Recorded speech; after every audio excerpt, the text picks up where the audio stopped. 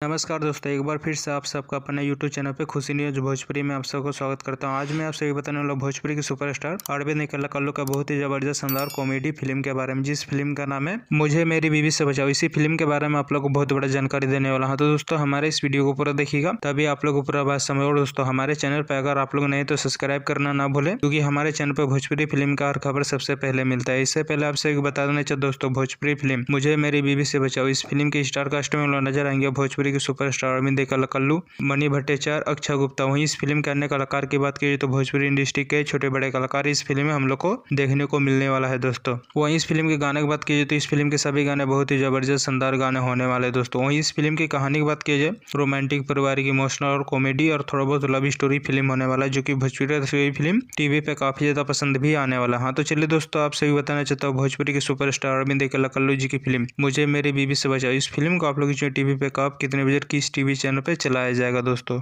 Media report के माध्यम से बताया जा रहा है भोजपुरी के सुपरस्टार अरविंद कल्लू जी की फिल्म मुझे मेरी बीवी से बचाओ, इस फिल्म को आप लोग रिलीज किया जा रहा है 11 जनवरी को शाम 6 बजे भोजपुरी सिनेमा टीवी पे, और दोबारा इस फिल्म को चलाया जाएगा 12 जनवरी को सुबह 9 बजे भोजपुरी सिनेमा टीवी पे। हाँ दोस्तों, इस फिल्म को आप लोग रिलीज किया जा रहा है 11 तारीख को शाम 6 बजे भोजपुरी सिनेमा टीवी पे चलाया जाएगा, और दोबारा इस फिल्म को चलाया जा रहा है 12 तारीख को सुबह 9 बजे भोजपुरी सिनेमा टीवी पे। एक बार जरूर इस फिल्म को टीवी पे देखिएगा, बहुत ही जबरदस्त शानदार कॉमेडी फिल्म होने वाला है दोस्तों। हाँ तो दोस्तों हमारे इस वीडियो को पूरा देखिएगा, तभी आप लोगों को पूरा बात समझ। और दोस्तों भोजपुरी के सुपरस्टार अरविंद कल्लू जी का वीडियो आप लोगों को पसंद आया, ज़्यादा से ज़्यादा लाइक करें, सब्सक्राइब करें। मिलते हैं अगले वीडियो में, तब तक के लिए देखते रहिए आप सबका अपना यूट्यूब चैनल खुशी न्यूज भोजपुरी यूट्यूब चैनल।